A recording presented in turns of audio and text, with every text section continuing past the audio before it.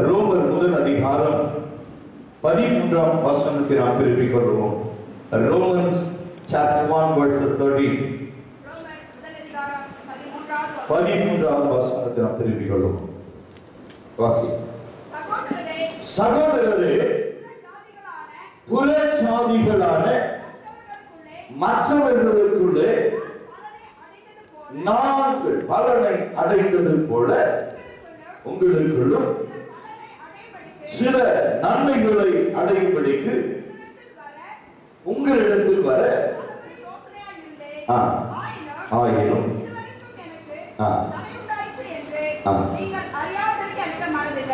சகோதரர்களே, சகோதரிகளே, விசேஷமாய் சொல்லப்படுகிற காரியம் இதுதான். இதே ரோமர் 12ஆம் அதிகாரம் முதல் வசனம் தொடங்கி வாசிக்க கேட்போம். ரோமன்ஸ் 12:1. அப்படி இருக்க சகோதரர்களே, நீங்கள் உங்கள் சரீரங்களை பரிசுத்தமும் தேவனுக்கு பிரியமுமாக ஜீவ பலியாக ஒப்புக் கொடுக்க வேண்டும் என்று தேவனுடைய இரக்கங்களை முன்னிட்டு உங்களை வேண்டிக் கொள்கிறோம். இதுவே நீங்கள் செய்யத்தக்க புத்தி உள்ள ஆராதனை. இந்த காலவெளியில தேவனாகிய கர்த்தர் ஒவ்வொரு பிள்ளைகள் வாழ்க்கையிலும் தேவன் செய்ய வேண்டிய காரியங்களை ஒரு சபையாய், ஒரு திருச்சபையாய் இந்த காலவெளியில தேவனை எப்படி நாம் ஆராதித்துக் கொண்டிருக்கிறோம். தேவனை ஆராதிக்கிற முறைமை, the method of worshiping, it is very important in every spiritual life. But every individual தனிப்பட்ட வாழ்க்கையில நாம் தேவனை ஆராதிக்கும்படியாய் தேவன் நம்மை அழைத்து வந்திருக்கிறார். ஆனால் நாம் செய்ய வேண்டிய ஆராதனை என்ன என்று பார்க்கும் பொழுது, சகோதரர்களுக்குள்ளும் சகோதரிகளுக்குள்ளும் இருக்கிற ஒரு மாறுபடுகிற ஒரு வித்தியாசத்தை இந்த இடத்திலே நாம் கவனிக்க கேட்கிறோம். இதே 12:5 வசனத்தை எடுத்து வாசிக்க கேட்போம். Verses 5. பாருங்க, we are many of here gathered because of his glorious name. அவருடைய மகிமை பொருந்திய நாமத்திலே அநேகராய் கூடி வந்திருக்கிற நாம் கிறிஸ்துவுக்குள் நாம் ஒரே சரீரமாய் இருக்கிறோம் என்று அறிந்து கொள்ள வேண்டும். We are one body in Christ. We have come from various destinations, the various family and various tribe, but we are one body in Christ. இதுதான் கிறிஸ்துவினுடைய அழைப்பாய் இருக்கிறது. கிறிஸ்து நம்மை அழைத்த அழைப்பு நாம் அவருடைய ஆலயம் என்று சொல்லுகிற பொழுது நாம் கிறிஸ்துவுக்குள்ள ஒரே சரீரமாய் அழைக்கப்பட்டிருக்கிறோம் என்பதுதான் உண்மை. இந்த ஆராதனைக்குள்ள நாம் கடந்து வந்திருக்கிற பொழுது இந்த ஆராதனையில் புரியப்படுகிறது நம்முடைய எண்ணங்கள், சிந்தனைகள், யோசனைகள், எதிர்பார்ப்புகள் வேறு விதமாக இருக்கக்கூடாது. நாம் தேவனை ஆராதிக்க வந்திருக்கிறோம். நாம் ஒரே சரீரமாய் கிறிஸ்துவுக்குள்ளே முத்தரிக்கப்பட்டவர்களால், தேவனால் முத்திரை போடப்பட்டவர்களால் காணப்பட வேண்டும் என்று தேவன் விரும்புகிறார். நாம் வெவ்வேறு நிலைகளில் இருந்து வந்திருக்கிறோம். We are from different doctrine, but God created in one body. கிறிஸ்து என்கிற சரீரத்திலே சுய ரத்தம் சிந்தி சம்பாதித்த சபையிலே நாம் அவரோடு கூட இருக்கும்படியாய் என் தேவனாகிய கர்த்தர் நம்மை ஒரே சரீரமாக தேவன் நம்மை அழைத்திருக்கிறார். ஒரு அவையவர்கள் ஒன்றை ஒன்று வித்தியாசமான வேலைகளை செய்தாலும் அவைகள் எல்லாம் ஒரே சரீரத்தில் ஒருத்தப்பட்டிருக்கிறது என்பதை மாத்திரம் மறந்துவிட வேண்டாம். கால் கையை பார்த்து சொல்ல முடியாது, நான் இல்லை என்றால் நீ இல்லை என்று சொல்லி. கை ஒரு நாளும் சொல்ல முடியாது, நான் இல்லை என்றால் நீங்கள் இல்லை என்று சொல்ல முடியாது. நான் கிறிஸ்துவுக்குள் ஒரே சரீரமாய் அழைக்கப்பட்டிருக்கிறோம். இந்த அவயவங்கள் எல்லாம் ஒன்றிணைந்து செயல்படும் பொழுதுதான் இந்த சரீரமாகிய அவயவம் தன்னுடைய தனக்கேற்ற பிரயோஜனத்தை பெற்றுக்கொள்ள முடியும். எதுவும் எதிலும் மேன்மையானதல்ல, எல்லாம் கிறிஸ்துவுக்குள் ஒன்றாக இருக்கிறது என்று வேதம் சொல்லுகிறது. எபேசியர் 2ஆம் அதிகாரம் 3ஆம் வசனத்தை திருப்பிக் கொள்ளுங்கள். Book of Ephesians chapter 2 verses 3. வேகமாக அதற்கு ஒரு கருத்தை சொல்லுகிறார். வாசிங்கள். அவர்களுக்குள்ளே நாம் எல்லாரும் மாமிச இச்சைகளின்படி நாம் நடந்து வந்து கொண்டிருந்தோம்.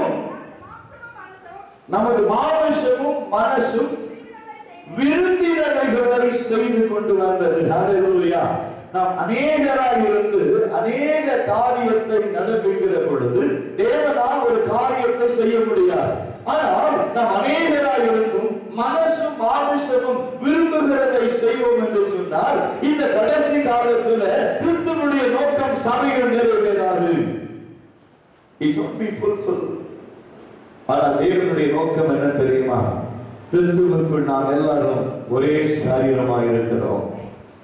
மனசு விரும்புகிறதை மாமிசம் செய்வதல்ல அழைப்பு. மனசு மாமிசமும் விரும்புகிறதை செய்வது கிறிஸ்துவின் அழைப்பு அல்ல. வேதம் சொல்லுகிறது, நீங்கள் எதை செய்தாலும் மனுஷனுக்கு என்று செய்யாமல் உன் மன விருப்பத்தின்படி செய்யாமல் தேவன் நியமித்த கட்டளைகளின்படி எல்லாம் செய்ய கவனமாயிருங்கள். இவைகளை செய்வதற்கு கவனமாயிருங்கள். இப்படி செய்தால் ஒரு காலம் இடரை விழுவதில்லை. You cannot be fallen. நான் கிறிஸ்து வாழ்க்கையில அநேகர் நம்மை கவனித்துக் கொண்டிருக்கிறார்கள். கிறிஸ்து வாழ்க்கையில அநேகர் நம்மை பார்த்து கொண்டிருக்கிறார்கள். என்ன சொல்றாங்க? இவர்கள் ஞாயிற்றுக்கிழமை ஆராதிக்கிறார்கள், செவ்வாய்க்கிழமையில உபவாசத்துக்கு போகிறார்கள், சனிக்கிழமையில வேத பாடத்துக்கு போகிறார்கள். ஆனால் வாழ்க்கை தரம் மாறவே இல்லை. பொய் பேசுவதும், அநேகரை குற்றம் சாட்டுவதும், அநேகரை பழிப்பதும், அநேகர் மேல் வேதனைப்படும்படியாக நடந்து கொள்வதும் இருக்கிறது.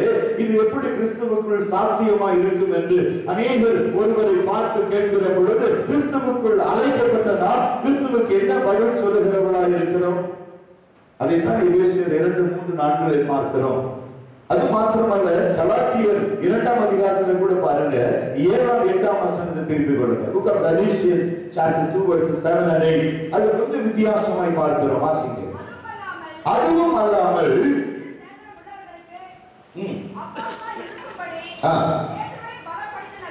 பேதுருவை பலப்படுத்தினவர் நல்லா சொல்லுங்க. புறஜாதிகளுக்கு அப்போஸ்தலனாய் இருக்கும்படிக்கு தான் இந்த செய்தியை கர்த்தர் உனக்குள்ளே கொடுத்து கொண்டிருக்கிறார். Praise the Lord. நீ நடக்க வேண்டிய விதம், நீ நினைக்கலாம் I don't have any call to do God's ministry. இல்ல, நீ செய்கிற வேலை அநேகரை கிறிஸ்துவுக்குள் எடுக்க முடியும். Praise the Lord. Praise the Lord. 100க்கு அதிபதியை பார்த்து இயேசு சொல்லுகிறார், நீர் வீட்டுக்கு வர நான் பார்க்கிறேன் அல்ல என்று 100க்கு அதிபதி சொல்லுகிற பொழுது இவனுக்குள் இருக்கிற விசுவாசத்தை நான் பார்க்கவில்லை. I never seen such a kind of faithfulness. உனக்குள்ள அந்த விசுவாச தன்மை இருக்கிறதா? அவர் 100க்கு அதிபதியாக இருந்தாலும் சரி, அவனுக்குள்ள இருக்கிற விசுவாசம் உனக்குள்ள இருக்கிறதா? 12 வருடமாய் பெரும்பாடுள்ள ஸ்திரீ ஆஸ்தி முழுவதையும் செலவழிக்கிறார். சொல்லுகிறார், அவரை நெருங்க முடியாத சூழ்நிலையில அவர் வஸ்திரத்தின் தொங்கலையாவது நான் தொடுவேனாகில் சுகமாவேன். I never seen such a kind of faithfulness in Israelites. இஸ்ரவேலுக்குள்ள இப்படி விசுவாசத்தை நான் பார்க்கவில்லை. அது மாத்திரமல்ல,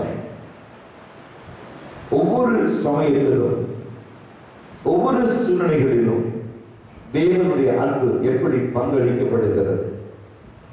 இதுதான் ஆவிக்குரிய வாழ்க்கை. ஒரு சகோதரி இயேசுவை சந்திக்கிறார். என் பிள்ளைகள் சாப்பிடும்படியாய் அப்பத்தை கொடுங்கள் என்று கேட்பார். யார் அந்த பெண்? என்ன சொல்றாங்கன்னா, மேசையிலிருந்து விழுகிற துணிக்கைகளை நாய்க்குட்டிகள் சாப்பிடுமே. ஒரு கானானிய ஸ்திரீக்குள்ள விசுவாசம் இருக்குமானால் ஆஸ்தி முழுவதையும் செலவழித்து நீ ஒன்றும் செலவழிக்க ஒன்றுமில்லை என்று சொல்லுகிற பொழுது அப்படி ஒரு விசுவாசத்தை காண்கிறார் என்று சொன்னால், நீ என் வீட்டுக்கு வர பாத்திரம் நல்ல ஒரு வார்த்தை சொல்லும் என்கிற விசுவாசம் அவர்களுக்குள் இருக்குமானால் நமக்குள் எப்படிப்பட்ட விசுவாசம் காணப்பட வேண்டும்? நிற்பதும் நிர்மூலமாகாது இருப்பதும் அப்படி சுத்த கிருபை. இதுதான் இன்றைக்கு புறஜாதிகளுக்குள்ள தேவன் நம்மை குறித்து பேசுகிறதான ஒரு காரியம், எதிர்பார்க்கிற காரியம். அதுதான் வாசியுங்கள். எபிரேயர் 2ஆம் அதிகாரம் 1 தொடங்கி வாசித்து பாருங்க. Hebrew chapter 2 onwards. ஆகையால் என்ன சொல்றாரு?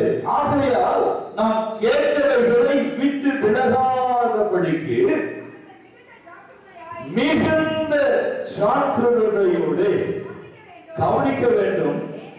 ஏனெனில் தேவ தூதர்கள் மூலமாய் அறிவிக்கப்பட்டதை விரோதமான எந்த செய்திக்கும் கீழ்ப்படியாமைக்கும் நீதியான தண்டனை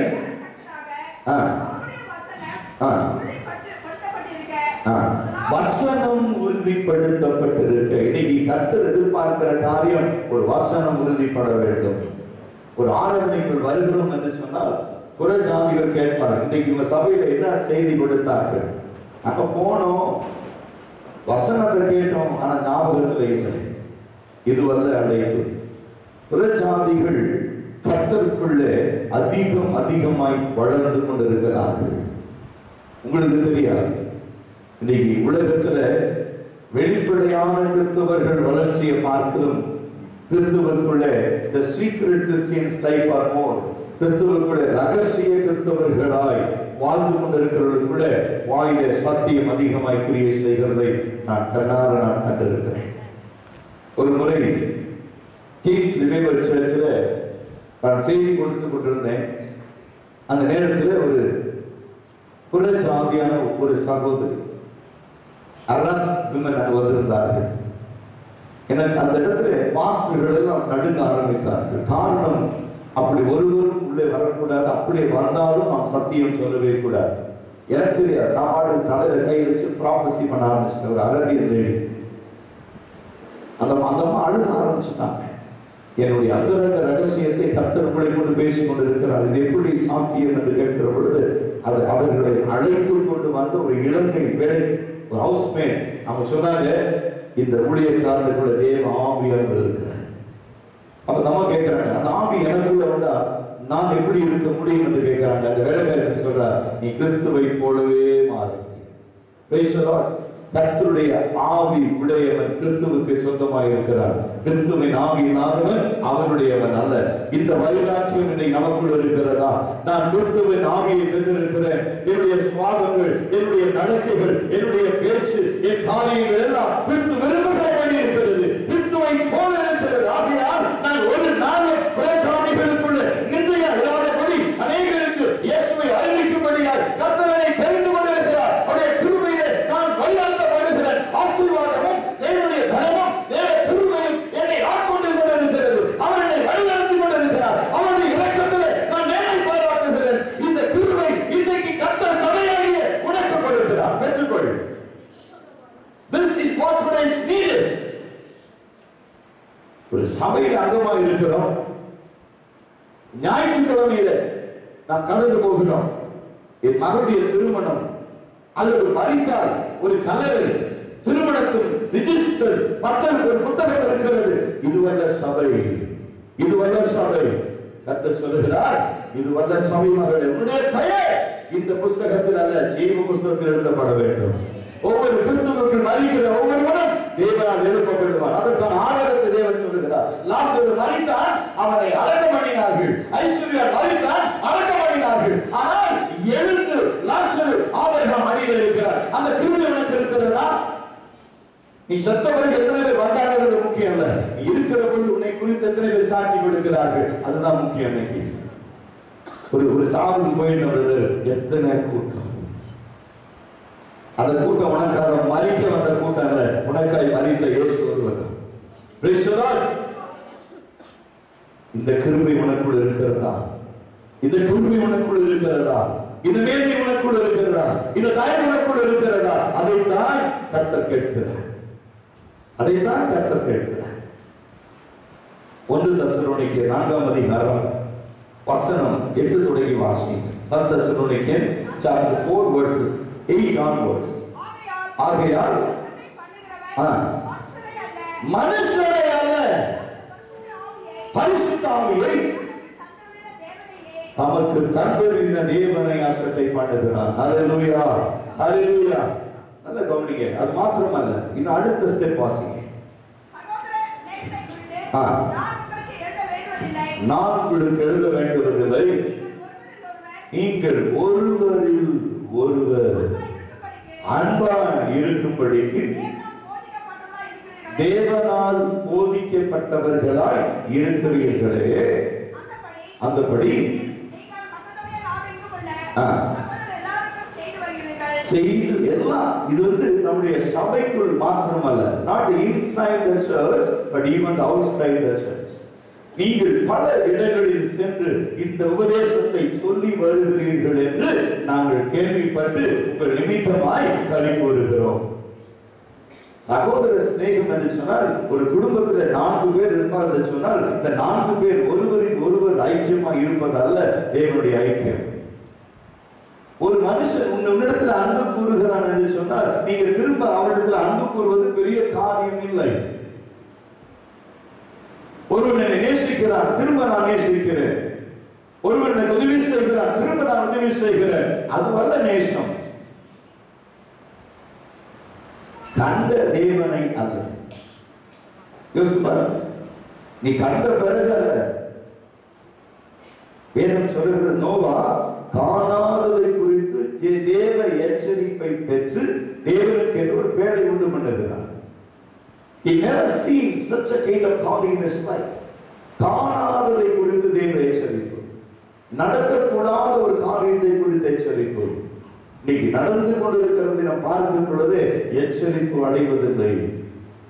கிறிஸ்துவ சமயம், கிறிஸ்துவம் என்கிற ஒரு மதம், இந்த அரசாங்கம் 5 ஆண்டுகள் முடிக்குமானால் பாதி ஜனங்களை திரும்ப மதமாற்றம் செய்து விடுவார்கள். எழுதி வைத்துக் கொள்ளுங்க. இந்த அரசாங்கம் 5 ஆண்டு காலங்கள் இருக்குமானால் கிறிஸ்துவ சபைகள் எல்லாம் ஒடுக்கப்படும். தங்கள் வேலைகளை தொடங்கிவிட்டார்கள். இந்தியா முழுவதும் 1 வார காலம் சான்ஸ்கிரிட், சமஸ்கிருதம் மொழி கொண்டாடப்பட வேண்டும். இந்த சான்ஸ்கிரிட் அவங்களுடைய மூல காலம் RSS உடைய கொள்கை. எழுதி வைத்துக் கொள்ளுங்க. தமிழ்நாடு சீஃப் மினிஸ்டர் சொல்லிட்டாங்க, இது highly possible, we cannot do it. எதிர்ப்புகள் கிளம்ப ஆரம்பித்திருக்கிறது.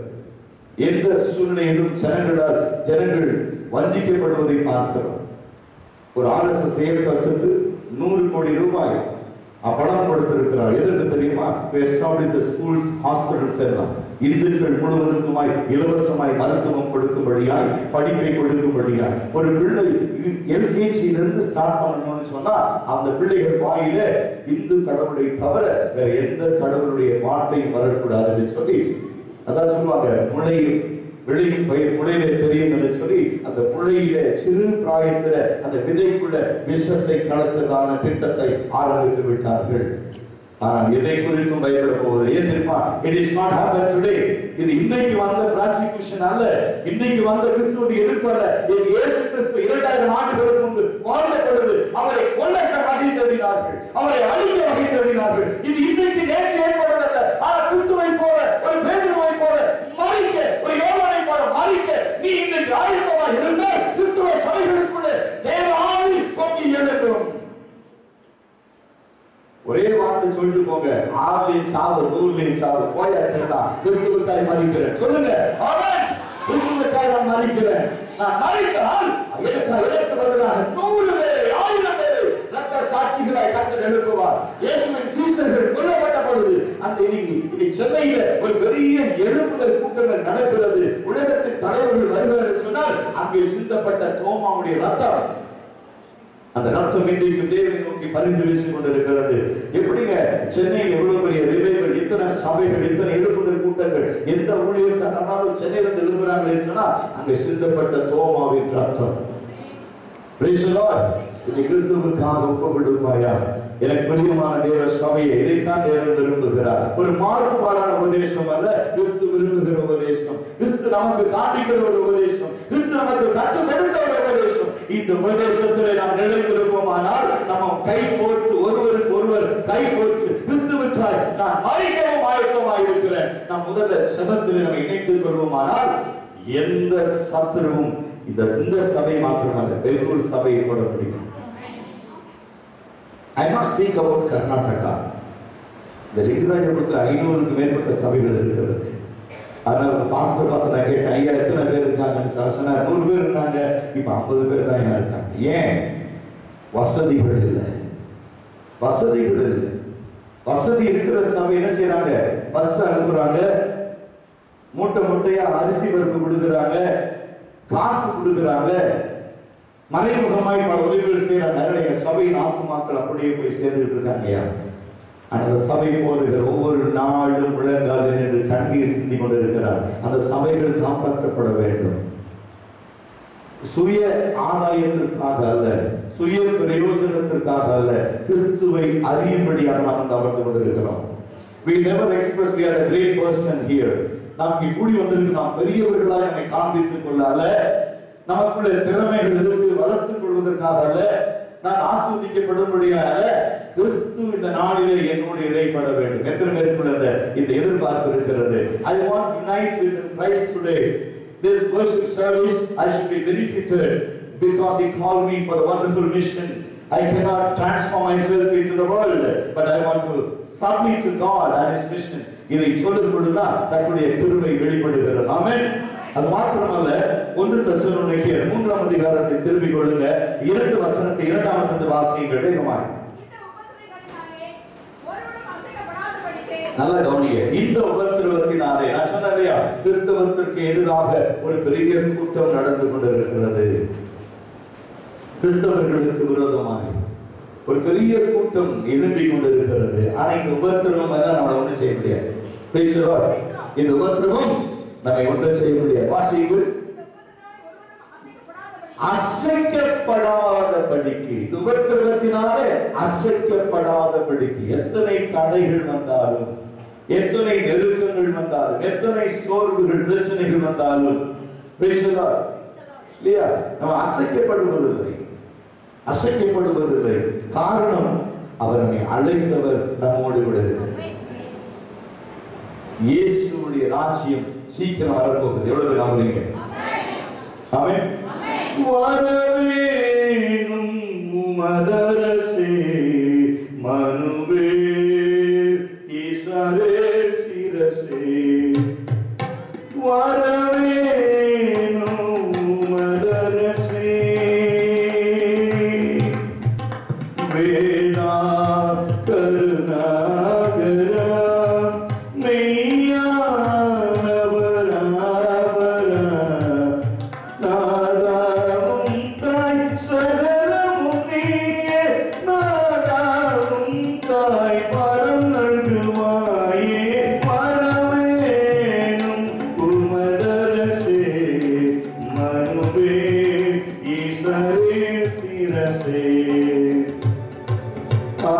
அருணோதயம் ஒளி பிரகாசம் அசரீரி ஓரே சர்வேசா, அருணோதயம் ஒளி பிரகாசம் அசரீரி ஓரே சர்வேசா, வரவேணும் உமதரசே மனுவே ஈசரே சிரசே, வரவேணும் உமதரசே. Praise the Lord. இயேசுவின் ராஜ்யம் சீக்கிரம் வர வேண்டும் என்று சொல்லுங்க. ஒவ்வொரு இருதயத்திலும் இருக்கிற வாஞ்சி. காலை எழுந்தோடனே, அப்பா எப்ப வர போறீங்க? என்னை எப்ப அழைத்து கொண்டு போறீங்க? நான் ஆயத்தமாய் இருக்கிறேன். ஒரு நாளும் இந்த உலகத்தினாலே கரைப்படாதபடிக்கு, உலகம் என்னை வஞ்சிப்பதற்கு முன்பு, சத்துருக்களை சூழ்ந்து கொண்டு கிறிஸ்துவை விட்டு பின்மாற்றத்தில் இருப்பதற்கு முன்பு நான் உம்மை காண வேண்டும். நீர் என்னை அழைத்துக் கொண்டு போய் பிதாவின் வீட்டில் உம்முடைய ராஜ்யத்தில் சேர்த்துக் கொள்ளும் என்று சொல்லி இந்த ஜெபம் இந்த நாட்களில் மிக மிக மிக முக்கியமானதாய் காணப்படுகிறது. இதுதான் கிறிஸ்து நமக்கு கொடுக்கிறதான ஒரு உன்னதமான அழைப்பு, உன்னதமான ஒரு தெரிந்து கொள்ளுதல். காரணம் என்ன தெரியுமா? இது கடைசி காலம். நீ பார்க்க, உலகத்துல பாருங்க, பயங்கரமான ஒரு காலத்தில் நாம் வாழ்ந்து கொண்டிருக்கிறோம். நம்பிக்கை இல்லாமல் இந்த உலகம் ஓடிக்கொண்டிருக்கிறது. யாருக்கும் நம்பிக்கை இல்லை. அதனால் சங்கீதக்காரன் சொல்றான், ஜீவனுள்ள தேவனில் நம்பிக்கை வைக்கிற மனுஷன் ஒரு நாளும் அசைக்கப்படுவதில்லை. இன்னும் நான் எதற்கு காத்திருக்கிறேன்? நீரே என் நம்பிக்கை. தாவீது சொன்னான், யூ ஆர் மை ஹோப். எவ்வளவு சொல்லுங்க இன்னைக்கு, Lord you are my hope. நீரே என் நம்பிக்கை. அந்த நம்பிக்கையில தான் நான் வந்திருக்கிறேன். அந்த நம்பிக்கை என்னை வெட்கப்படுத்தார். எந்த சூழ்நிலையிலும் நான் கைவிடப்படுவதில்லை. சங்கீதம் 84:1 தொடங்கி வாசியுங்கள். சங்கீதம் 84ஆம் அதிகாரம். சேனைகளின் கர்த்தாவே, உமது வாசஸ்தலங்கள் நல்ல கவனிங்க. இயேசுவை நம்மை சீக்கிரமாய் அழைத்து கொண்டு போகும்படியாய் நம்முடைய இருதயத்தை அவருக்கு நேராக திருப்புகிற பொழுது நாம் சொல்ல வேண்டிய ஒரு காரியம், ஆண்டவரே உம்முடைய வாசஸ்தலங்கள் எவ்வளவு இன்பமாய் இருக்கிறது. என் ஆத்துமா கர்த்தருடைய ஆலயத்தின் பிரகாரங்களின் மேல் வாஞ்சையும் கவனமுமாய் இருக்கிறது. என் இருதயமும் என் மாமிசமும் ஜீவன் உள்ள தேவனை நோக்கி கம்பீர சத்தமிடுகிறது. என் ராஜாவும் என் தேவனுமாக இருக்கிற சேனைகளின் கர்த்தாவே,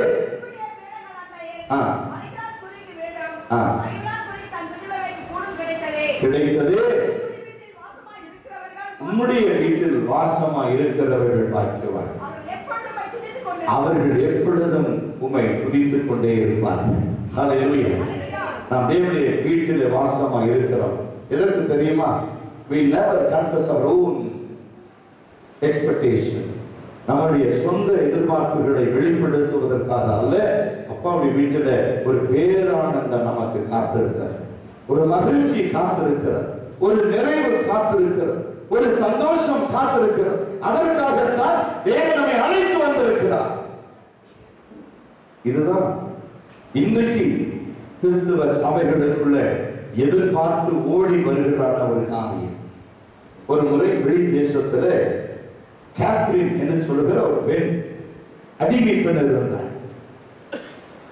அந்த எஜமானுடைய பெயர் அலெக்சாண்டர் பிளெக்ஸ். அவர் தன்னுடைய குடும்பத்தில் எல்லாரும் வெளிநாடு போய் வெளி தேசங்களுக்கு சுற்றுலா போய்விட்டார்கள். தன்னுடைய பிசினஸ் காரணமாக அலெக்சாண்டர் பிளெக்ஸ் மாத்திரம் அந்த வீட்டில் தனித்திருந்தார். ஒரு பேப்பர் ஒரு ஆட் கொடுத்திருந்தார், என் வீட்டுக்கு வேலை செய்யும்படியாக ஒரு மெயின் வேண்டும் என்று சொல்லி பேப்பர் ஆட் கொடுத்திருந்தாரு. அதே போல ஒரு மெயின் வந்தாங்க, அவரை பார்ப்பதற்காக வந்தார்கள். அந்த அம்மா அந்த அம்மாட்ட இன்ட்ரி பண்ணார், அம்மா எத்தனை மணிக்கு காலையில் எழுந்திருப்பீங்க? அவங்க சொன்னாங்க, அவசியம் எப்படியோ அப்படி. அவசியம் இருக்கும்போது நான் வேகமாக எழுத வேண்டும் என்றால் நான் எழுதுவேன். இந்த கேள்வி, இந்த பதில் வந்து சரியானதா போன்றவர்களை யோசித்தாரு. சரி, அடுத்த கேள்வி, வீட்டு வேலைகள் எப்படி செய்வீர்கள்? என் இருதயத்திற்கு ஏற்றபடி மற்றவருடைய எதிர்பார்ப்பின்படி நான் செய்வேன்.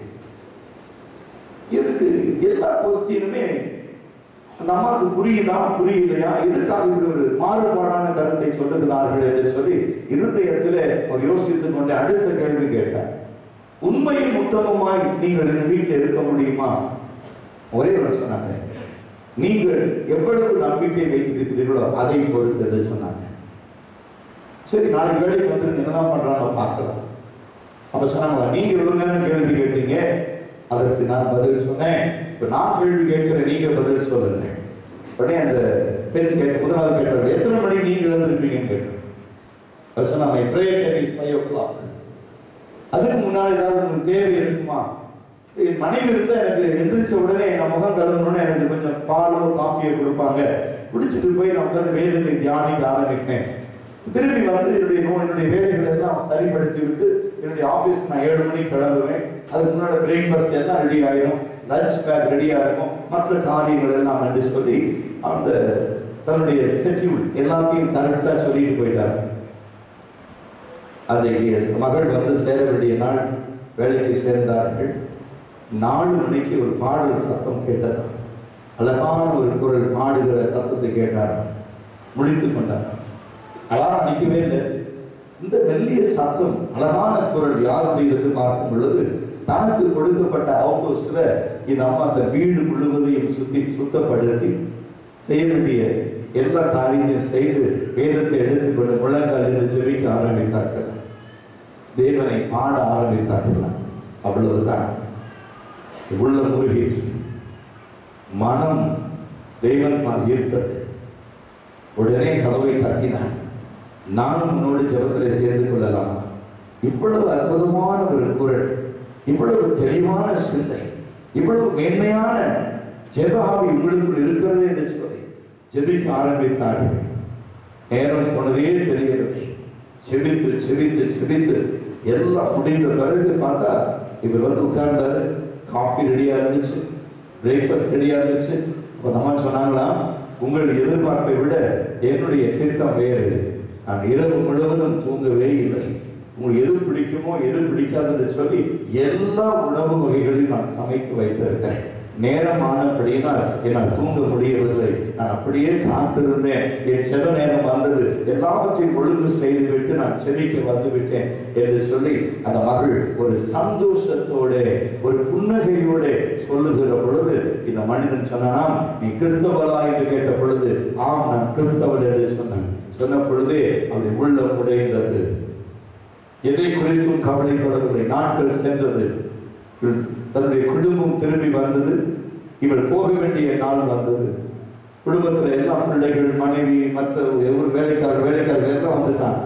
அப்போ அந்த அம்மா கேத்தரினை கூப்பிட்டு, அலெக்சாண்டர் பிளீஸ் ஒரே ஒரு வார்த்தை சொன்னாராம், இந்த வீடு உனக்கு சொந்தமானது, நாங்கள் வெளியே போகிறோம் என்று சொல்லி அந்த மகளை அந்த வீட்டில் வைத்து விட்டு இவர்கள் வெளியே சென்று விட்டார்.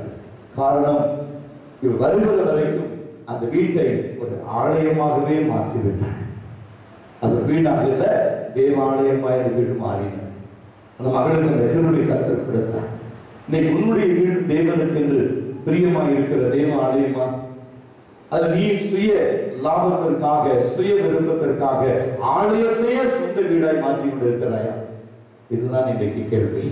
கர்த்தர் விரும்புகிற பிரகாரம் நீ வாழ்கிற பொழுது, கர்த்தர் எதிர்பார்க்கிற வாழ்க்கை நீ வாழ்கிற பொழுது, கர்த்தர் சொல்லுகிற வழியெல்லாம் நீ நடக்கிற பொழுது, நீ தேவனுக்கு பிரியமானவள் மாத்திரமல்ல, அநேகரை கிறிஸ்துவுக்கு என்று நீ சொந்தமாக்கிக் கொள்ளுகிறாய்.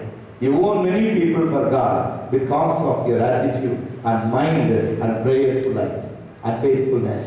இவைகள் தான் கிறிஸ்துவுக்குள்ளாக நாம் எடுக்கப்படுகிற ஒவ்வொரு வழிமுறைகள். வாசியுங்கள் 1 தெசலோனிக்கேயர் 2ஆம் அதிகாரத்தினுடைய 7-8 பகுதியை திருப்பி வாசி எனக்காக. 2ஆம் அதிகாரம் வசனம் 7-8 வசனங்கள். உங்களிடத்தில் பட்சமாய் நடந்து கொண்டும் பிள்ளைகளை காப்பாற்றுவது போல உங்கள் மேல் வாஞ்சையா இருந்து தேவனுடைய சுவிசேஷத்தை உங்களுக்கு கொடுத்ததும் அல்லாமல் முக்கியமானவர்கள் ஆனபடியினால் எங்கள் ஜீவனையும் உங்களுக்கு கொடுக்க மனதாயிருந்த போது, ஒரு தாய் ஒரு குழந்தைக்கு எப்படி உணவு கொடுப்பாலோ அதை போல நாங்கள் சத்தியத்தை கொடுக்க மனதாயிருக்கிறோம். Praise the Lord. We don't have any difference of opinion about you, what you received the word of God today. This is what every church should be committed in their life. ஒவ்வொரு குடும்பம், ஒவ்வொரு பிள்ளைகளும் ஒரு சபைக்குள் வரும் பொழுது சபையை ஒரு தாயாகவும் சொல்லப்படுகிற வார்த்தை உணவாகவும் ஏற்றுக்கொள்ளுகிற பொழுதுதான் கர்த்தருடைய பிரமாணங்கள், கர்த்தருடைய வார்த்தைகள் நிறைவேறுகிறதா இருக்கிறது. இப்போ இந்த வசனங்களை வாசிங்க இல்லையா? ரோமர் 1 அதிகாரம் 13 வாசித்து பாருங்க. சகோதரரே,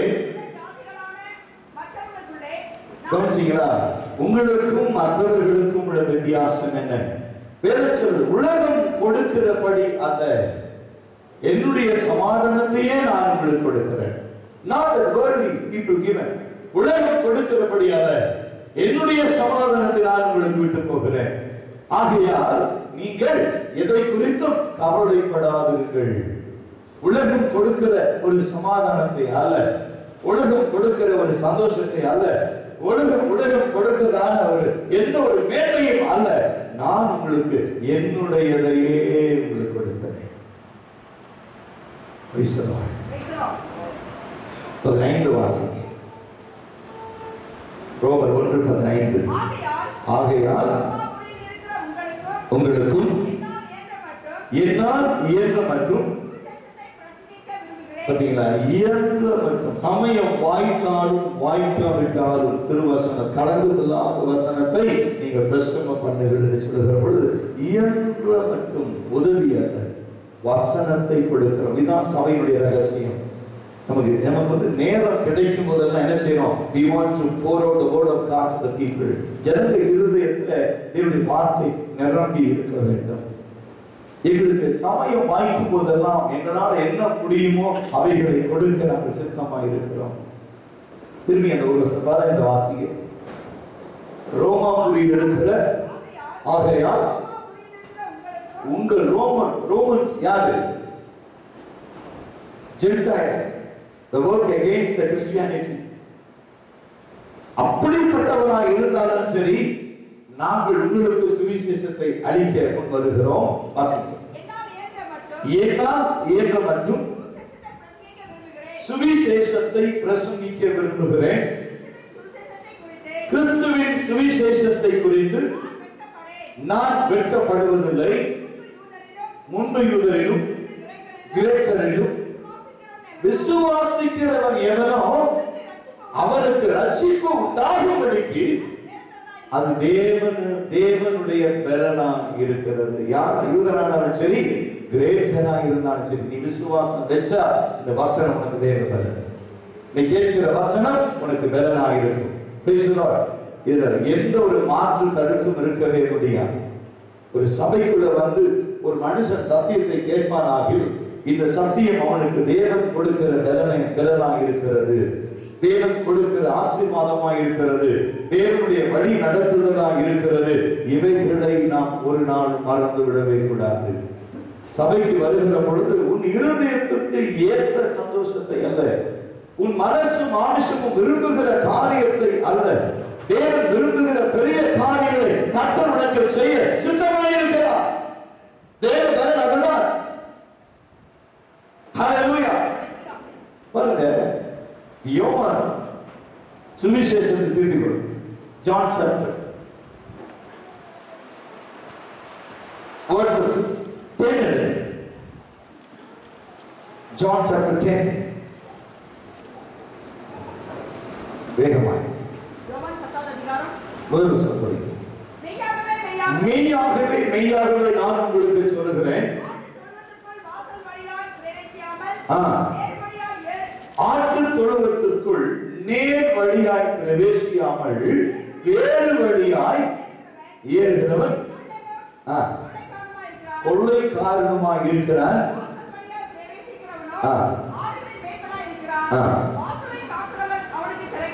வாசலை காக்கிறவன் அவனுக்கு திறக்கிறான்.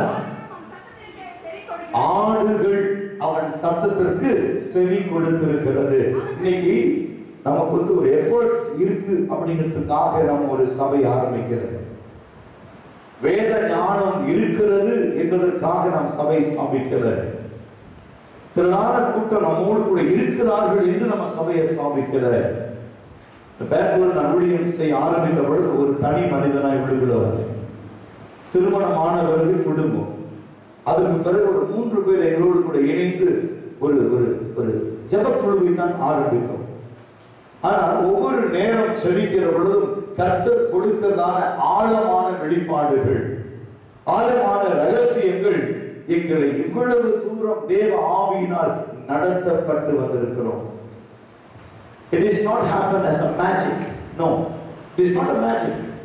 ஒரு சபை என்று சொல்லுகிற பொழுது இந்த சபைக்கும் சபையுடைய மேய்ப்பனுக்கும் இருக்கிறதான ஒரு உறவு, the relationship between the believers and pastor. This is very important. How we care and concern about the souls. ஒரு ஆத்துமாவை கிறிஸ்துவுக்குள்ளே நடத்துவது என்பது மிக கடுமையான ஒரு காரியம்.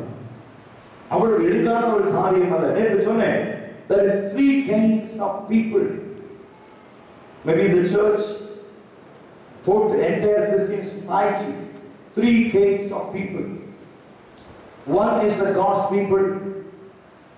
The second one, young in the faith and mature in the faith. 3 கூட்டங்களை நாம் பார்க்கிறோம். நேற்று வேத பாடத்தில் அதை தான் சொல்லிக் கொடுத்தேன். தேவனுடைய பிள்ளைகள் கிறிஸ்தவர்கள் என்கிற கூட்டம் வேற, எங்க மோள அடிச்சாலும் ஆடுவோம்.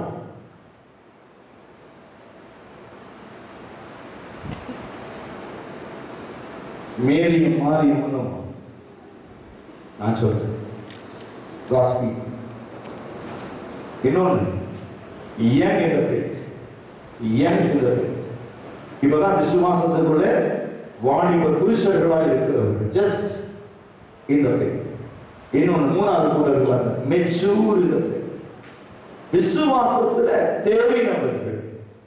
நீ ஏன் சபை முதலாவது இரண்டாவது மூன்றாவது இருக்க வேண்டும். They should be mature in faith. விசுவாசத்துல தேறினவர்களாய் காணப்பட வேண்டும். அதுதான் கிறிஸ்துவின் நோக்கம். கிறிஸ்துவுக்குள்ளே நாம் எதிர்பார்க்கிற காரியம் அதுதான்.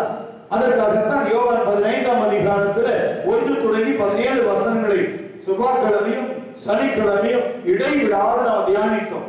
கிறிஸ்துவை சார்ந்திருப்பது எப்படி, கிறிஸ்துவுக்குள் நிலைத்திருப்பது எப்படி, கிறிஸ்துவோடு ஐக்கியமாக இருப்பது எப்படி, கிறிஸ்து எப்படிப்பட்ட சிந்தையிலே நம்மை அழைத்திருக்கிறார், அவருடைய அழைப்பும் தெரிந்து கொள்வதிலும் ஒவ்வொரு கிறிஸ்துவ வாழ்க்கையிலும் எப்படி கிரியை செய்கிறது இதை உணர்ந்து கொள்ள வேண்டும்.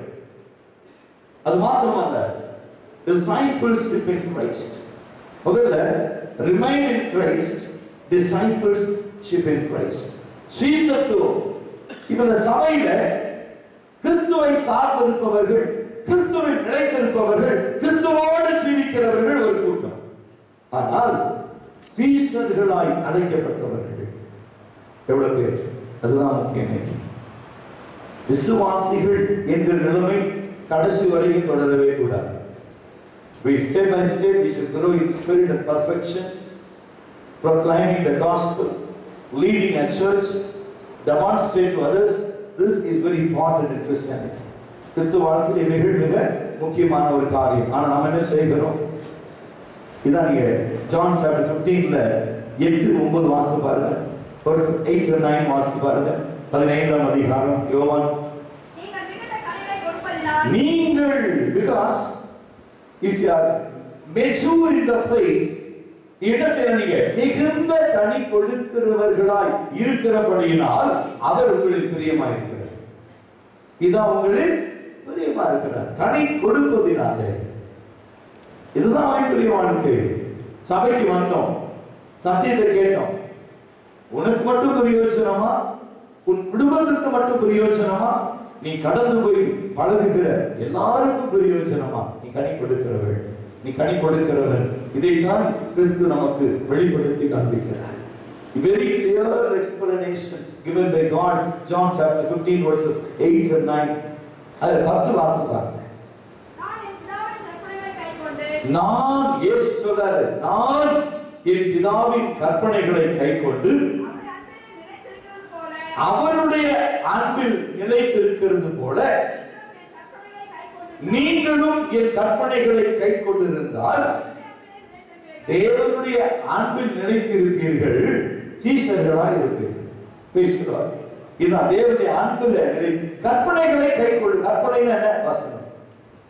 வசனத்தை கைக்கொள்ளுகிறவர்கள் அன்பில் நிலைத்திருப்பார்கள். அன்பில் நிலைத்திருக்கிறவர்கள் சீஷர்களாக இருப்பார்கள். பேசுகிறார். கிறிஸ்துவ அன்பு இல்லாதவன் கிறிஸ்துவன் அல்ல. தெளிவா? அது நீங்க ஜான் சாப்டர் 14 பாருங்க, verses 2-3 எடுத்து பாருங்க. 14 யோவான் 14ஆம் அதிகாரம். என் பிதாவின் வீட்டில் அநேக வாசஸ்தலங்கள் உண்டு. அப்படி இல்லாததால் நான் சொல்லியிருக்கேன், நான் உங்களுக்காக ஒரு ஸ்தலத்தை ஆயத்தமாக்கின பின்பு நான் எங்கே இருக்கிறேனோ அங்கே நீங்களும் என்னோடு இருக்கும்படிக்கு நான் வந்து உங்களை அழைத்து கொண்டு போவேன். அப்படி வாசிங்க.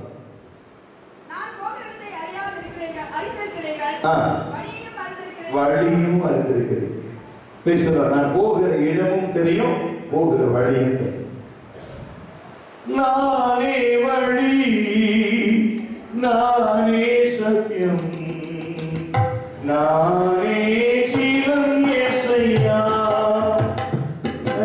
நானே வழி, நானே சத்தியம், நானே ஜீவன் மகனே.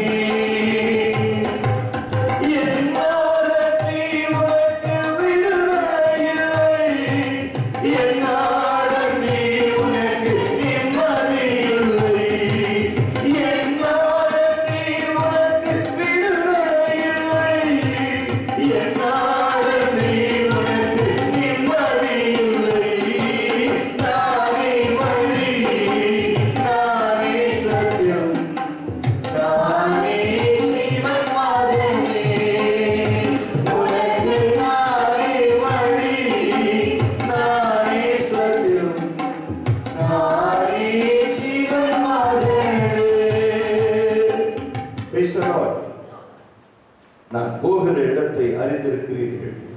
நான் போகிற வழியும் அறிந்திருக்கிறீர்கள். இது என்ன பிரச்சனை? வேற என்ன பிரச்சனை? போகிற இடம் இதுதான். எல்லாருக்கும் ஒரு டெஸ்டினேஷன் இருக்கும் பாருங்க. ஒரு மனுஷனுடைய வாழ்க்கையில they want to travel the destination. What is your destination? என்று ஒரு கிறிஸ்தவனை பார்த்து கேட்டா பரலோகம். Praise the Lord.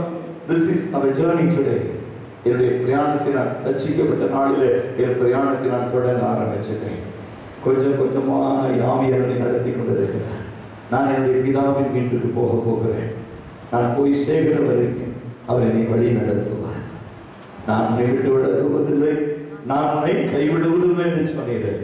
இந்த நாளிலும் நான் போகிற இடத்தை நான் அறிந்திருக்கிறேன், போகிற வழியும் அறிந்திருக்கிறேன். அப்புறம் எதுக்கு தடமாற்றம்? ஏன் பிரச்சனை? ஏன் போராட்டம்? ஏன் குழப்பம்? ஏன் சந்தேகம்?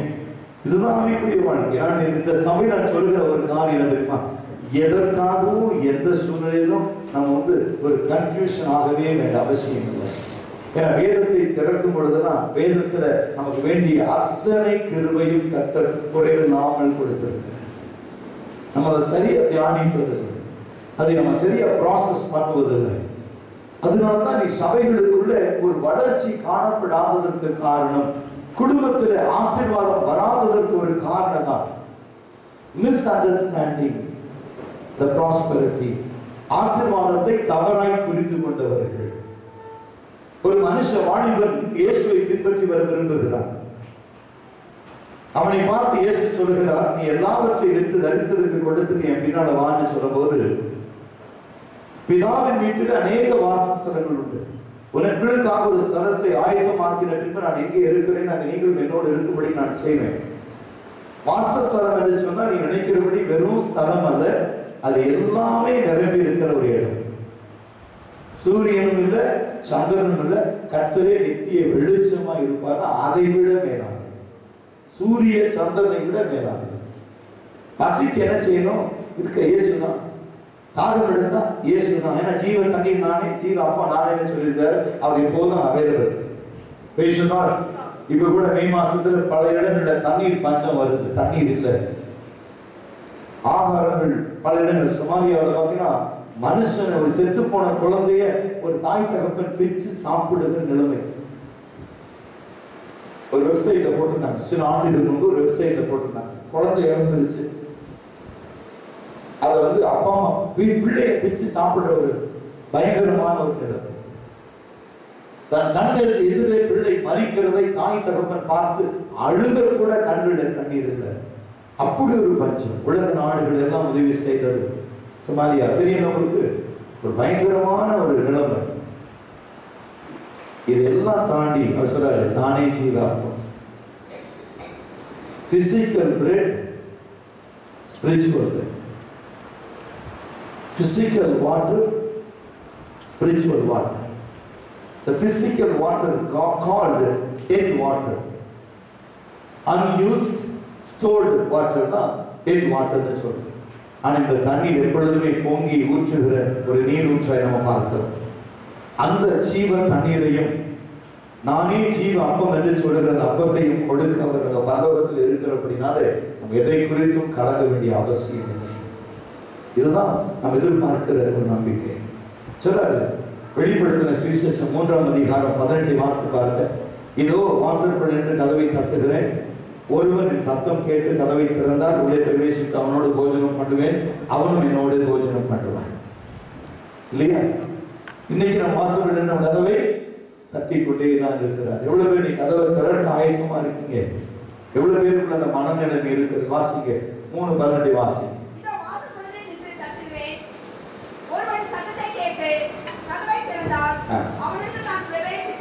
அவனிடத்தில் பிரவேசித்து அவனோட போஜனம் பண்ணுவேன், அவனும் என்னோட போஜனம் பண்ணுவான். சொல்லுவாங்க, நான் ஜெயம் கொண்டு பிதாவின் வலது பாரிசத்தில் வீற்றிருக்கிறது போல ஜெயம் கொள்ளுகிறவன் எவனோ அவனும் என்னோட கூட உட்காரும்படிக்கு. ஜெயம் கொள்ளுகிறவர், ஜெயம் கொள்ளுகிறவர்கள். இயேசு சிலுவையிலே பிசாசை ஜெயித்தார். பிசாசின் தலை நசுக்கப்பட்டது. இன்னைக்கு உங்களையும் என்னையும் பார்த்து கேட்கிற ஒரு கேள்வி, ஜெயம் கொள்ளுகிறவர்கள், those who overcome, நான் எங்கே இருக்கிறேனோ அவர்கள் அங்கே இருக்கும்படிக்கு நான் அருள் செய்வேன். அப்ப இன்னைக்கு கேட்கிற வசனம் எப்படிப்பட்டதா இருக்கிறது? What is your strength today? உன்னுடைய பலன் என்ன? இன்னைக்கு ஆவிக்குரிய வாழ்க்கையின் பலன் என்ன? அதுதான் பார்க்கிறோம். இன்னைக்கு பார்க்கிற வசனம் அதுதான். கொஞ்சம் பலன் இருந்து 3:8 இருக்கு பாருங்க. கொஞ்சம் பலன் இருந்தும் என் நாமத்தை மறுதலியாமல் என் வசனத்தை கை கொண்டபடினால் திறந்த வாசலை வைக்கிறேன், ஒருவனும் கொண்ட முடியாது. Praise the Lord. Even though I have little strength, கொஞ்சம் பலன் இருந்தும் என் நாமத்தை மறுதலியாமல் என் வசனத்தை கை கொண்டபடினால். Praise the Lord. யோசிச்சு பாருங்க, உனக்கு என்ன பலன் இருக்கிறது? உன்னுடைய மேன்மை என்ன? உன்னுடைய ஆசீர்வாதம் என்ன? உன்னுடைய அந்தஸ்து என்ன? இதெல்லாம் அவர் கேட்கிறது. நம்ம எளிமையும் சிறுமையுமானவர்கள், very few and little. இந்த சின்ன கூட்டம், சிறு மந்தை, இதை பார்த்து சொன்னா ஒரு சிறு மந்தைன்னு சொல்லலாம். அதான் உண்மை. தேவனிடத்தில் எவ்வளவு பிரியமா இருக்கு. செய்ய வேண்டிய காரியம் என்ன? You have little strength. கொஞ்சம் பலன் இருந்தும் மறுதலியாமல் எந்த சூழ்நிலையும் கிறிஸ்துவை விட்டு பின்வாங்காதபடிக்கு, கிறிஸ்துவின் அழைப்பை விட்டு பின்வாங்காதபடிக்கு, கிறிஸ்து நமக்கு நியமிக்கப்பட்ட அந்த ஓட்டத்துல நாம் ஓடும்படிக்கு தெரிந்து கொள்ளப்பட்டவர்கள். 1 யோவான் 2ஆம் அதிகாரம் 4ஆம் வசனத்தை எடுத்து வாசிங்க. எனக்காக அவரை அறிந்திருக்கிறேன் என்று சொல்லியும் அவருடைய கற்பனைகளை கை கொள்ளாதவன் பொய்யனாயிருக்கிறார், அவனுக்குள்ள சத்தியம் இராது. இதான் உண்மை. நம்ம யாரு? கிறிஸ்தவர்கள். நம்மகிட்ட என்ன இருக்கு? என்ன இருக்கு, என்ன இல்ல? என்ன இருக்கிறது, என்ன இல்ல? ஆனா தேவன் கேட்பது எல்லாமே ஒண்ணுதான். என்ன இருக்கிறது? மோசே பார்த்து கேட்டார், உன்னிடத்துல என்ன இருக்கிறது? சொன்னா ஒரு கோல் மாத்திரம் இருக்கு, அதை வச்சு உனக்கு வேண்டிய அடையாளத்தை செஞ்சேன். எலியா சாரிபாத் போகும் பொழுது அந்த ஸ்திரீயிடத்துல கேட்டாங்க, என்ன இருக்கிறது இடத்துல? கொஞ்சம் மாவு இல்லாமல் வேறு இல்லை. அதை ஆசீர்வதித்தார். இடத்துல என்ன இருக்கிறது? கொஞ்சம் பலன் இருக்கிறது. இயேசுவை அறிவிக்கிற பலன், கொஞ்சம் வசனம் இருக்கிறது. அதை மறுதலியாமல் கைக்கொண்டு பேசினார். என்ன இருக்கிறது? கொஞ்சம் எண்ணெயே அல்லாமல் வேறு இல்லை. சரி, அதை எடுத்து பாத்திரத்துல ஊற்று, நிரம்பிடுச்சு. அக்கம் பக்கத்துல வேண்டியது ஊத்து, அதுவும் நிரம்பிடுச்சு. வாடகைக்கு வேண்டியது ஊத்து, அதுவும் நிரம்பிடுச்சு. இப்ப ஒண்ணும் இல்ல, ஊத்துறதுக்கு ஒண்ணும் இல்லைன்னு எண்ணெயும் இல்லாம போயிடுச்சு, நின்று போயிடுச்சு. அப்ப ஒரு நாள் இல்லை என்று சொல்லுகிற வார்த்தை உனக்குள்ள இருக்கவே கூடாது. உனக்கு என்ன இருக்கிறது? இதுதான் ஆவிக்குரிய வாழ்க்கை. What remain in you? உனக்கு என்ன இருக்கிறது? இல்லைன்னா அது இல்லாமையே போய், இல்லாமையே போய். உனக்கு என்ன இருக்கிறது? கொஞ்சம் மாவு. உனக்கு என்ன இருக்கிறது? கொஞ்சம் எண்ணெய். உனக்கு என்ன இருக்கிறது? கோல். உனக்கு என்ன இருக்கிறது? விசுவாசம். என்ன இருக்கிறது? தேவ வசனம். அதை கொண்டு பெரிய காரியம் செய்யறது, அதை கொண்டு பெரிய காரியங்களை செய்யும்படிதான் தேவன் நம்மை அழைத்து வந்திருக்கிறார். அந்த கிருபையிலே ஒவ்வொரு பிள்ளைகளும் தேவனால் நிலைத்து இருக்கும்படிக்கு அந்த மேன்மையான, அற்புதமான, அதிசயமான வழி நடத்துதலுக்குள் தேவன் உங்களை அழைத்திருக்கிறார். அந்த பரம அழைப்பை ருசிக்க வேண்டும். வாசிங்க 1 யோவான் 2:4 திரும்பியும். இதுதான் இன்னைக்கு கான்செப்ட். அவரை அறிந்திருக்கிறேன் என்று சொல்லியும் அவருடைய கற்பனைகளை கை கொள்ளாதவன் பொய்யனாக இருக்கிறான், சத்தியம் அவனுக்குள் இல்லை. வசனத்தை கை கொள்ளுகிறவனிடத்தில் தேவனுடைய அன்பு அதனாலே அறிந்திருக்கிறோம். Praise the Lord. நீ வெளிப்படுத்துகிற அன்பு, வெளி காண்பிக்கிறார். இதனாலே நாம் தேவனுடைய பிள்ளைகளாக இருக்கிறோம் என்று மற்றவர்கள் அறிந்து கொள்ளுகிறார். உன் சகோதரனிடத்தில் அன்பு கூற தகுதி அற்றவன், அன்பு கூற முடியாதவன் தேவனிடத்தில் ஒரு நாளும் அன்பு எதிர்பார்க்க முடியும். உனக்கும் உன் சகோதரனுக்கும் நடுவே ஒரு குறை உண்டானால் அவைகளை நிறைவாக்கு, அதற்கு பிறகு கிரியை பேசுது. இதுதான் ஆவிக்குரிய வாழ்க்கை. இந்த ஆவிக்குரிய வாழ்க்கைக்குள்ளதான் தேவன் நம்மை வழிநடத்தி கொண்டு இருக்கிறார். அது நீங்க 1 யோவான் 2ஆம் அதிகாரத்துல கடைசி பகுதியை வாசித்து பாருங்க. 9-10 வாசித்து பாருங்க. இன்னும் கொஞ்சம் ஆழமா இதை நம்ம தெரிந்து கொள்ள முடியும். அழகா சொல்றாரா, தன் சகோதரனை பகைக்கிறவன் மனுஷ கொலைபாதகன். இதுவரைக்கும் அவன் எங்க இருக்கிறான்? இருளில் இருக்கிறான். இருளில் தன் சகோதரனை பகைக்கிறவன் இருளில் இருக்கிறான். சகோதரன் யாரு? சகோதரன் யாரு? Not only the born of the family, the church.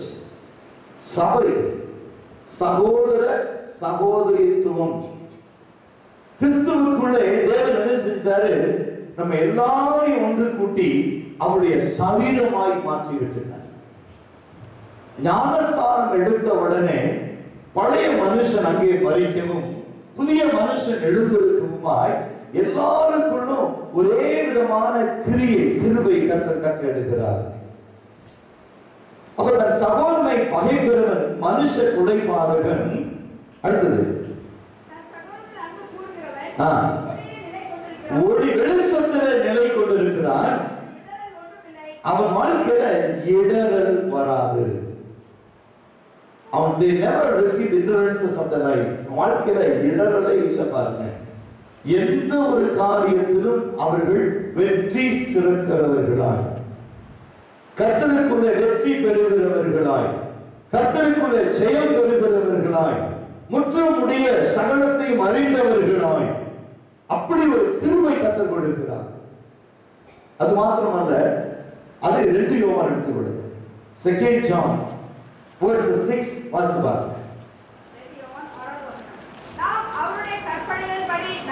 அவருடைய கற்பனைகளின்படி நடப்பது அன்பு. ஆதி முதல் கேட்டிருக்கிற இதுதான். ஆதியிலிருந்து பழைய ஏற்பாடு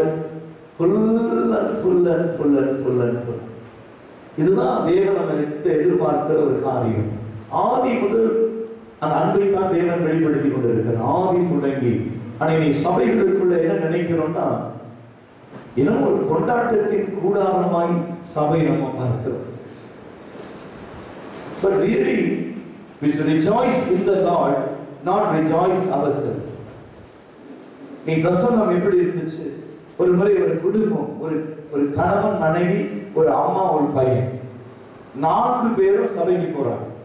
போகும்போதே 1000 பிரச்சனை. நம்ம சொன்னாங்க, ஐயோ கரண்ட் இல்ல, உடம்பு அயன் பண்ணாங்க, கொஞ்சம் வெளியே பயன்பட்டு வாங்க. அதாவது சொன்னாங்க, இதெல்லாம் ராத்திரி செய்யக்கூடாதா? கத்துறாரு.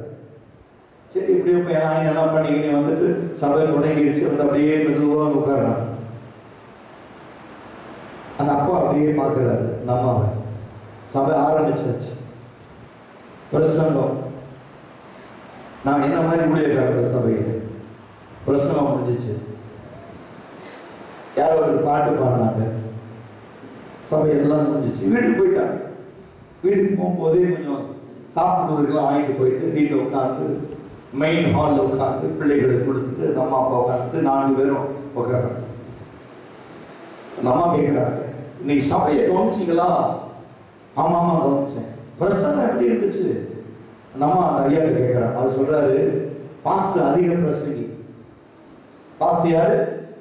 அதிக பிரசங்கி. அவ்வளோ நேரமா பேசுவாரு. பாஸ்டர் ஒரு மார்க். இந்த பாட்டு எப்படி இருந்துச்சு? 7 கட்டையில பாடினார் உள்ள. இந்த அம்மா ஒரு கமெண்ட்ஸ். அந்த அம்மா பாத்தீங்களா, வார வாரம் புது புடவை தான். எங்கிருந்தா இவளுக்கு வருதோ அந்த அம்மா இந்த பையன் பார்த்தான், டாடி மம்மி மை பெரியவர் சிஸ்டர் காணி எவ்வளவு போட்டீங்க? ஆளுக்கு 50 காசு போடுறோம். நீங்க போட்ட காசுக்கு பார்த்த காட்சி போதும், வாய மூடுங்க. This is not an entertainment place. யார் எப்படி வராங்க, பாடுறவங்க நல்லா பாடினாங்களா, பிரசவம் யாரை இடிச்சது, பிரசவம் யாரை குத்துச்சு, யார் உணர்ந்தாங்க யார் உணரல, that is not my duty, that is not your duty. இந்த இடத்துல ஆவியானவர் இருக்கிறார் என்பதை சீக்கிரத்தில் உணர்வீங்க. ஆவியானவருக்கு பிரியமான காரியம் மாத்திரமே அவரை அங்கீகரிப்பார். ஆவியானவருக்கு ஏற்றதை மாத்திரம் அவர் செய்வார். அவருக்கு பிடிக்காத ஒரு காரியம் நடக்கும் என்று சொன்னால் அப்படிப்பட்டவர்கள் இந்த சபையில் இருக்கவே முடியாது. நான் சொல்லல, ஏன்னா நம்ம சபைகளுக்கு நான் நேற்று கூட ஒரு சிலரை நான் போன்ல கூப்பிட்டேன். அவங்க எங்கிட்ட பேசும்போது சொன்னாங்க, எனக்கு ரொம்ப வாஞ்சையா இருக்கு உங்க சபைக்கு வருது, ப்ளீஸ் கம். என்ன மார்க்கெட் இருக்கும் அது எப்படி வெளியே தெரியலன்னா நான் பசங்களை அனுப்புறேன், அவங்களை வெயிட் பண்ணுவாங்க, நீங்க வரலாம், ஒன்றும் பிரச்சனை இல்லை, வரலாம் நீங்க சொன்னேன். அப்படி ஆத்துமாக்களை அழைக்கிறோம். ஆனால் அழைக்கிற பொழுது வருகிறவர்கள் எப்படி வரணும்? எனக்கு பிரியம் உண்டாகல, உங்களுக்கு நீங்கள் பிரியம் ஏற்படுத்துவதற்காக கிறிஸ்துவை பிரியப்படுத்தும்படியாய், ஆவியானவர் பிரியப்படும்படியாய், கிறிஸ்து நம்மிலே மேன்மை அடையும்படியாய், எல்லா சூழ்நிலைகளிலும் தேவ அன்பு வெளிப்படும்படியாய், தேவ இரக்கம் வெளிப்படும்படியாய், தேவ பலம் வெளிப்படும்படியாய், தேவனுடைய திட்டம் தேவ தீர்மானம் நிறைவேறும்படியாய் அதற்காகவே நாம் அழைக்கப்பட்டிருக்கிறோம். அதற்காகவே அழைக்கப்பட்டிருக்கிறோம். இந்த இடத்துல இனி வருகிறவர்கள் தேவனுடைய அன்பை ருசிக்கும்படியான கர்த்தர் பெரிய அற்புதங்கள் அதிசயங்களை கர்த்தர் நடப்பிப்பார். பெரிய காரியங்களை கர்த்தர் வெளிப்படுத்துவார். மேலானவைகளை கர்த்தர் இங்கு செய்து கொடுப்பார். இது தேவன் தீர்மானமும் தேவனுடைய திட்டமுமாக இருக்கிறது. ஹல்லேலூயா, ஹல்லேலூயா. இது மாத்திரமல்ல, 1 பேதுரு 2ஆம் அதிகாரம் வசனங்கள் 7 வாசிப்பார். ஆகையால் விசுவாசிக்கிற உங்களுக்குள் அது வெளியேற பெற்றது.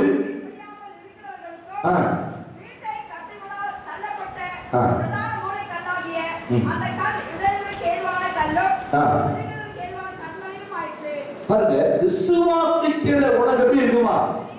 விளையேற பெற்றதாய், விளையேற பெற்றதாய். ஆமென். இன்னைக்கு நம்ம அந்த சூழ்நிலைக்குள்ள தான் நம்ம இன்னைக்கு கடந்து வந்திருக்கிறோம்.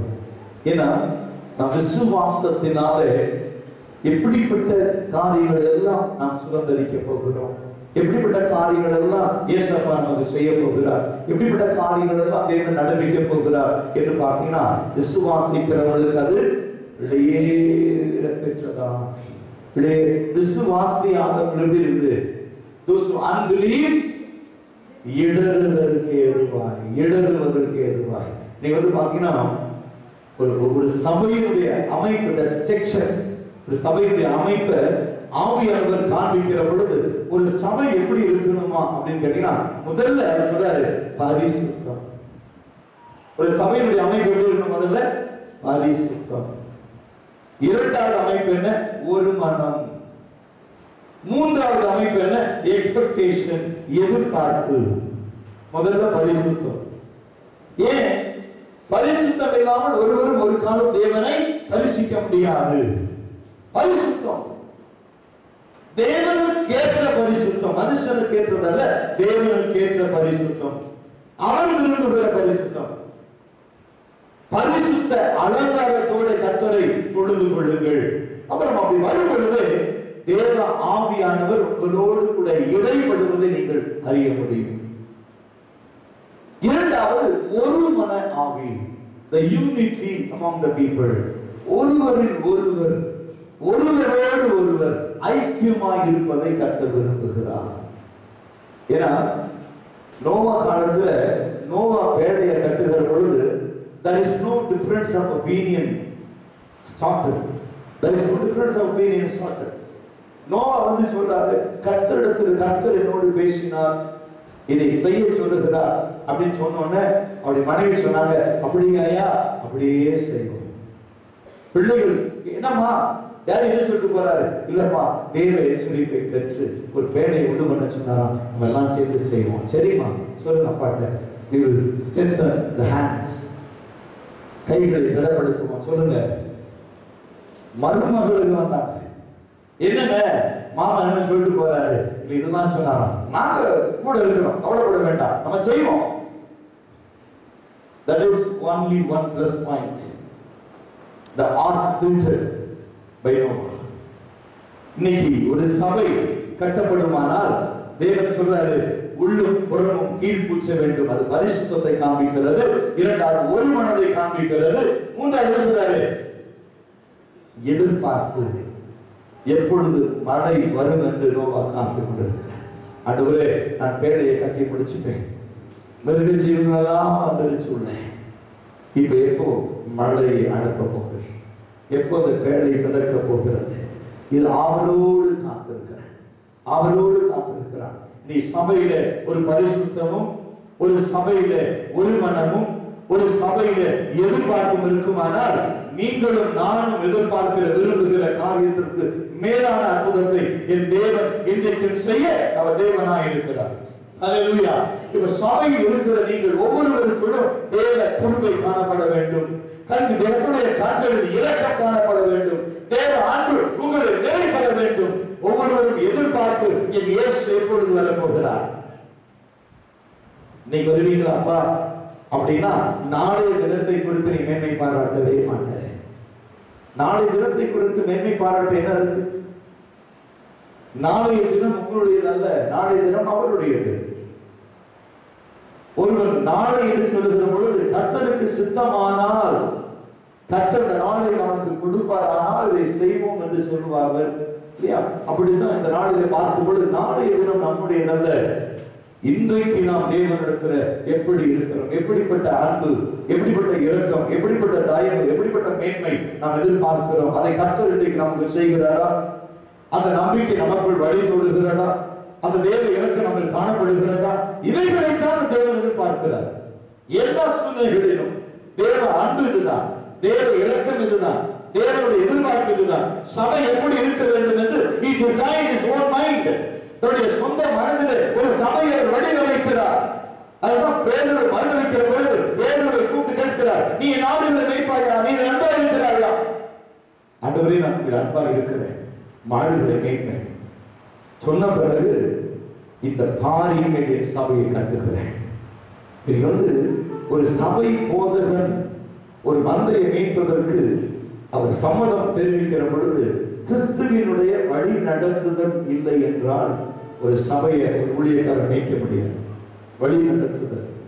இரண்டாவது, சபை விசுவாசிகளுக்கும் சபை போதகருக்கும் நடுவில் இருக்கிற ஒரு அண்டர்ஸ்டாண்டிங், ஒரு புரிந்து கொள்ளுதல்.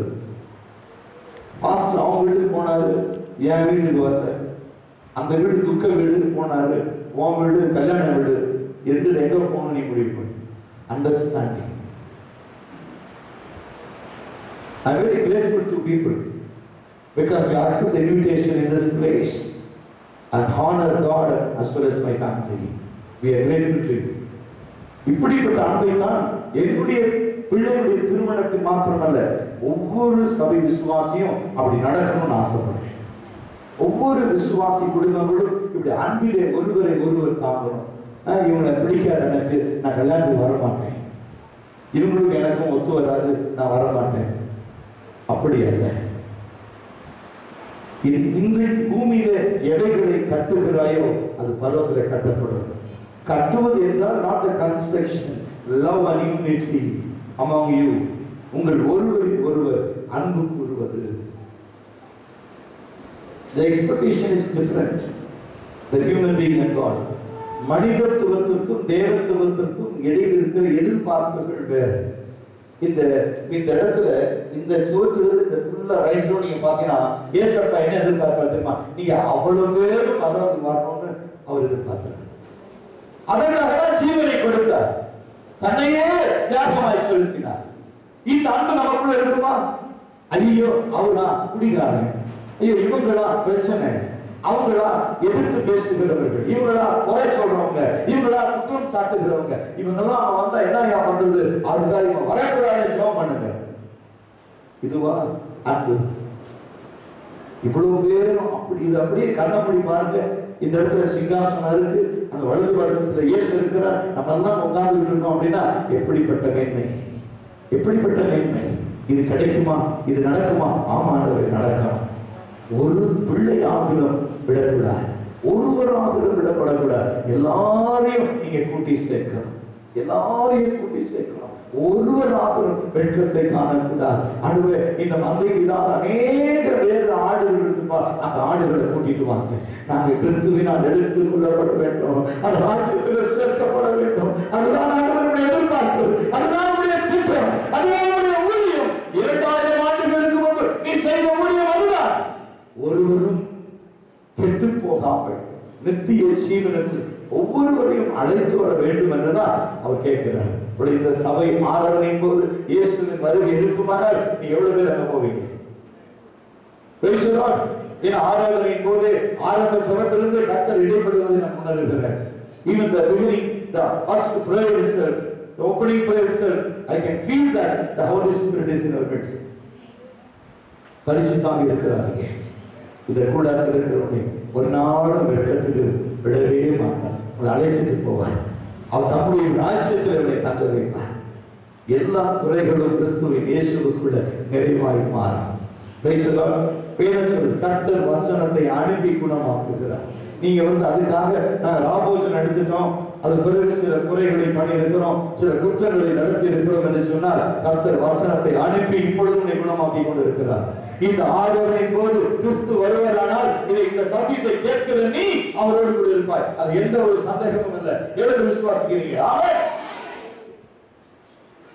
ஆதியும் நீரே